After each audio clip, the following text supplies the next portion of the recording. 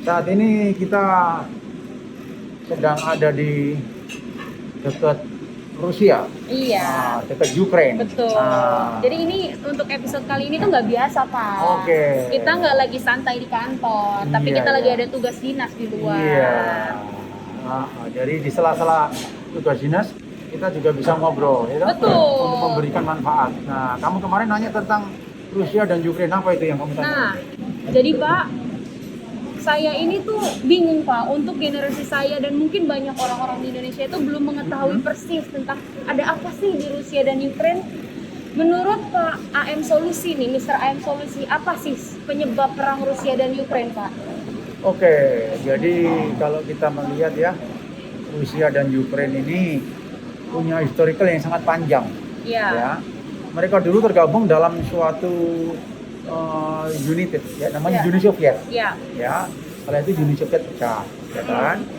Setelah Uni Soviet pecah, Rusia, negara yang paling besar, tetap juga kepingin Oke. bisa mengontrol negara-negara ex Uni Soviet. Mhm. Nah, di sini salah satunya Ukraine. Oke. Nah, Ukraine ini dianggap akan lebih banyak ke NATO ya. Ya. Nah, dia akan bergabung ke NATO. Oleh karena itu, Rusia mulai menginvasi ya berapa tahun lalu Crimea. Itu salah satu negara bagian. Nah, kemudian juga dikuasai ya sedikit demi sedikit. Mhm. Ya, netizennya pihak ke Rusia yaitu Donetsk. Oke. Ya, kemudian oke. di Luhansk ya.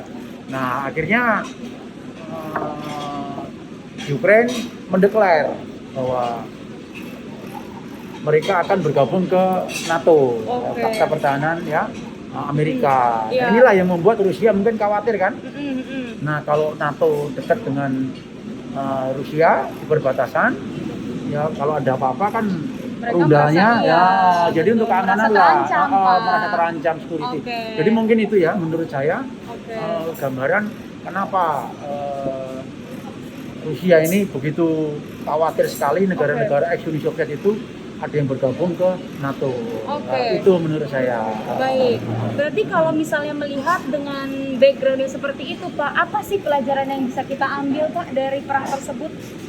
Oke, jadi kita ya sebagai negara yang besar ya kan, tentunya harus bisa melihat perubahan global dunia ya, strategi dunia. Nah, hal ini bisa kita ambil ya untuk Indonesia. Oke. Itu bagaimanapun juga pertahanan ini akan sangat penting sekali ya. Nah, jadi pemerintah khususnya harus memprioritaskan ini Oke. ya, karena negara kita kan sudah cukup pengalaman kan Ya. ya, ada beberapa wilayah yang sempat tidak bisa kita pertahankan ya, misalnya betul, Timur Pak. Timur Betul. ya, Kita kehilangan lepas Timur betul, Timur. di Padang Ligitan juga lepas, bahkan konflik Ambalat ya, Ya. mungkin juga masih itu belum itu kelihatan ya kejelasannya.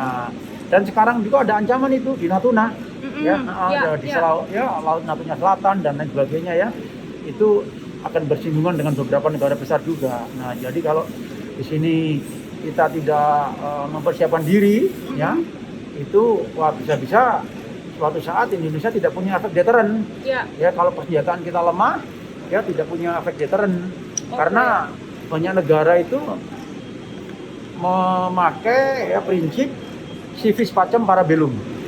Artinya kalau kita ingin damai, Mhm. kita harus bersiap-siap untuk perang. Ya. Nah, artinya kita harus siap dengan persenjataan kita Betul. ya, dengan rasa Pertahanan. nasionalis Iya. ya, warga negaranya ya, untuk mempertahankan itu semua ya, dengan kebijakan pemerintah ya yang memprioritaskan pertahanan itu Oke. ya. Saya rasa itu sehingga Indonesia mempunyai efek deteren ya kan, sebagai negara besar, sehingga negara lain pun juga akan mikir gitu, Oke. kalau akan berkonflik dengan Indonesia. Oke.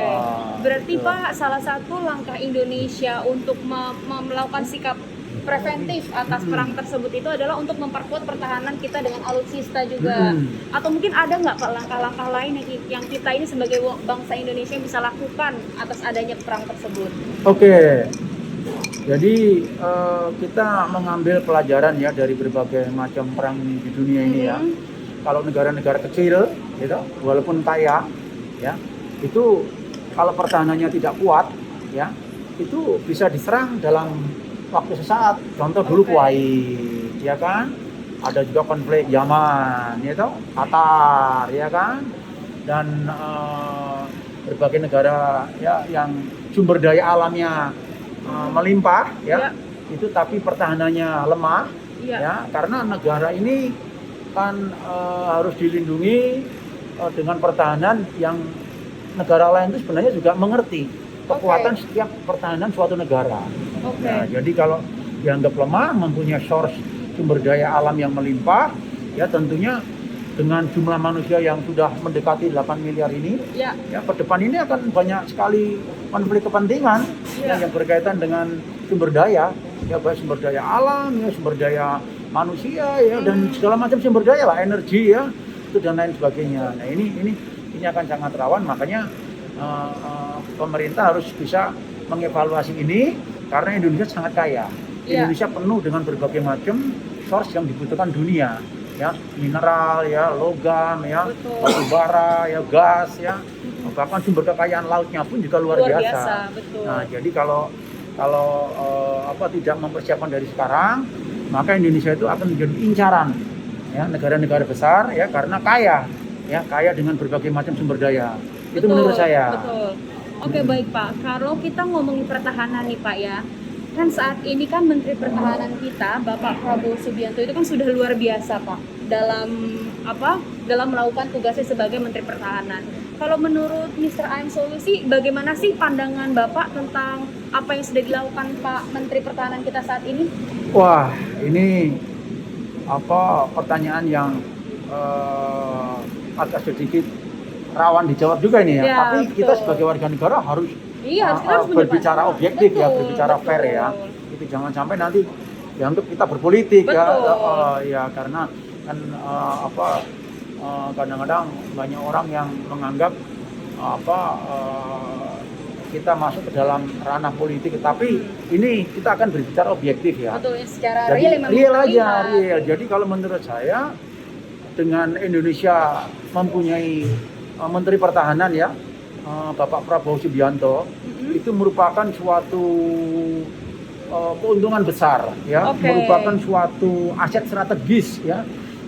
Beliau dalam waktu yang sangat cukup singkat ya, mungkin baru 2 tahunan ya menjadi Menteri Pertahanan, tetapi sudah bisa meningkatkan efek deteren ya terhadap seluruh dunia ya, meningkatkan alutsista kita ya Indonesia, sehingga sekarang Indonesia menjadi satu-satunya negara yang disegani nih ya, mungkin di Asia Tenggara ya akan menjadi leader, bahkan mungkin juga di Asia ya sudah sebanding dengan Jepang ya, Australia, bahkan kalau kita dihadapkan pada ASEAN ya mungkin kita sudah paling besar ya untuk tingkat alutsista pertahanannya. Nah, namun demikian dihadapkan pada situasi dan kondisi global serta geografis ya dan strategis Indonesia ini, mungkin alutsista itu masih kurang.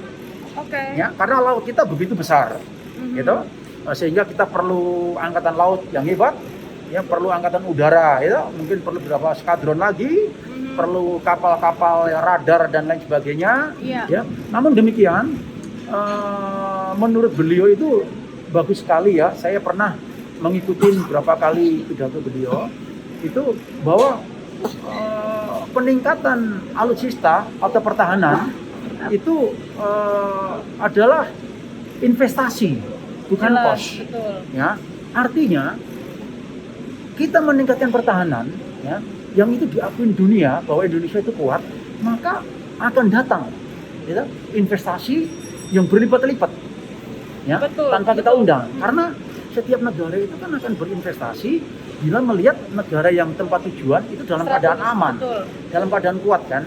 Nah, jadi membeli alutsista ya untuk rencana strategi jangka panjang ya maupun jangka menengah dan jangka pendek itu merupakan investasi, bukan kos. Nah, jadi ini yang harus kita pahami ya. Nah, oleh karena itu ibarat ini orang dagang ya kan. Itu kalau kita menanam atau berinvestasi di tempat yang aman dan kita yakin, kan kita juga akan tenang kan. Betul. Sebesar-besarnya kita akan investasi di situ. Nah, inilah yang saya lihat strategi dari Pak Menteri Pertahanan ya. Ini sangat luar biasa dan kebetulan beliau juga mempunyai networking ya yang sangat bagus sekali ya dengan berbagai pimpinan negara ya, Menteri Pertahanan negara lain. Contoh seperti kemarin ini perang ini Rusia dan Ukraina ini ya kan, kita mengevakuasi ya kan. Beliau akrab dengan Menteri Pertahanan Rusia, Menteri Pertahanan Ukraina, ya pimpinan negaranya ya, sehingga tidak akan banyak mengalami kesulitan ya. Baik. Nah, inilah yang kita juga bangga ya dengan Menteri Pertahanan yang saat ini ya, Pak Prabowo Subianto ya, yang sudah melakukan berbagai macam terobosan ya untuk meningkatkan pertahanan di Indonesia. Dan satu hal lagi, beliau juga meningkatkan sumber daya manusia ya. Jadi the man behind the gun ya. Bagaimanapun juga sehebat-hebatnya senjata, tetap juga manusianya. Betul. Nah, beliau kalau tidak salah kemarin meresmikan komponen cadangan. Oh iya, betul, dari orang sipil itu ya Pak ya. Jadi kalau negara lain itu kan mungkin ada namanya wajib militer ya. Nah, kita tidak seperti itu, tetapi diwadahi dengan komponen cadangan. Artinya rakyat ikut serta ya dalam pembelaan negara ini, dan itu juga akan bisa menjadi motor untuk bisa meningkatkan rasa nasionalisme. Iya. Ya, karena rasa nasionalisme yang besar terhadap suatu rakyat ya, itu akan juga menjadi efek deteren bagi negara lain. Baik. Ya, jadi kalau rakyatnya itu benar-benar mempunyai jiwa juang ya, jiwa nasionalisme yang tinggi, ya tentunya negara lain juga akan pikir ya. Dan itu juga membuka lapangan pekerjaan kan ya Pak ya, untuk dengan adanya komponen cadangan tersebut. Jelas ya, itu kan akan menambah ilmu dan lain sebagainya. Dan saya juga kemarin melihat ya di berita Pak Menteri Pertahanan juga memperlebar lagi ini Universitas Pertahanan. Oh, Universitas Pertahanan. Ya, dibuka mungkin berapa ya, 5 lagi fakultas baru ya, dan dibangun juga itu Politeknik. Dan itu beliau bangun di Nusa Tenggara Timur, dekat perbatasan dengan itu Atambua ya, Atambua. Nah, ini salah satu bentuk hal yang sangat bagus sekali.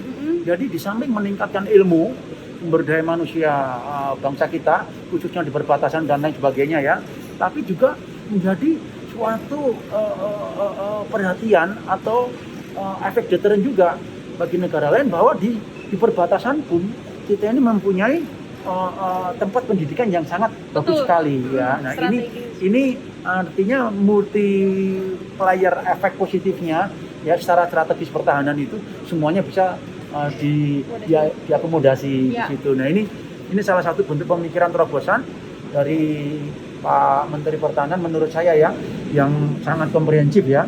Nah, oleh karena itu saya punya pendapat ya, kalau ini disupport dengan sangat baik ya, tentunya juga akan membawa Indonesia ini ke arah sejahtera ya, karena pertahanan yang kuat akan menimbulkan investasi yang baik juga ya, luar biasa. Negara-negara lain akan menginvestasikan, sehingga itu tadi pertahanan itu merupakan investasi, bukan suatu cost. Karena memang saat ini tuh Pak Prabowo tuh tidak melihatnya hanya 5 langkah ke depan, tapi 100 langkah ke depan kan Pak? Iya. Betul. Jadi beliau selalu berpikir bahwa perang itu akan terjadi setiap saat. Ya, jadi setiap saat negara itu harus siap ya untuk menghadapi perang itu. Bahkan saya pernah yang membaca buku beliau, bagus sekali itu, nanti bisa cari loh. Nah, sudah baca atau belum? Itu sudah beredar tuh di mana-mana. Judulnya Kepemimpinan Militer. Nah, itu kayaknya udah beredar itu di mana-mana. Saya udah lihat itu, Pak. Saya udah baca. Ya, itu di situ tertulis ya, salah satu dari filosofi Yunani kalau nggak salah ya, Thucydides. Ya, di situ tertulis the strong will do what they can, the weak will suffer what they must. Artinya bahwa negara yang kuat nanti akan berbuat semaunya, semau dia. Sedangkan negara yang lemah harus mengikuti negara yang kuat. Nah, di sini kalau melihat filosofi seperti itu, bangsa Indonesia ini akan mempunyai potensial ya itu diserang negara lain bila keadaan pertahanan negara kita lemah, ya karena negara yang kuat ya contohnya sekarang ini kan Rusia menginvasi Ukraina, ya itu ya karena mungkin merasa Rusia jauh lebih kuat. Betul. Nah, Mereka punya kalau- super power. super power lah. Coba kalau Ukraina juga punya senjata nuklir yang Mereka lengkap dan akan lain, mikir mikir berapa juga kali. efek deterrennya kan. Betul. Nah, oleh karena itu Indonesia ini yang negara besar ya dengan penduduk yang sangat besar ya nomor 4 di dunia mungkin ya, luas wilayah yang cukup luas ya. Ya mulai sekarang ya saya melihat Pak Prabowo dengan Pak Jokowi ya pemerintahan ini ya cukup bagus ya untuk concern meningkatkan pertahanan itu ya sehingga Oke. ke depan harus kita lanjutkan ini Betul. ya Setuju, Pak. strategi pertahanan yang sudah dibuat Benar, itu. benar. Karena kan kita memang punya banyak potensi dari sumber daya alam, sumber daya manusia Iya, kan Pak, iya, tinggal iya, kita iya, asal iya, lagi iya, ke iya. depannya. Waduh, ini ngomong-ngomong udah datang nih. Oke, berarti kalau gitu sekarang kita makan dulu Pak. Iya, kita istirahat dulu Iya, lah. istirahat Kita dulu. masa diskusi itu walaupun kita dekat Rusia, Ukraina, moga-moga jangan ada yang nyasar pelurunya ke sini ya, tahu. Jangan dong Pak. Jangan lah, tahu-tahu. Sandwich saya nih sayang. Nah, sandwichnya hancur nanti kan itu. Tahu-tahu satu rudal wah. Oke. Oke lah kalau Oke, kayak gitu ya. berarti kita selesaiin aja Pak perbincangan kita sekarang karena kita harus makan juga kan. Kita Iya, udah iya, makan iya, siang iya, juga. iya.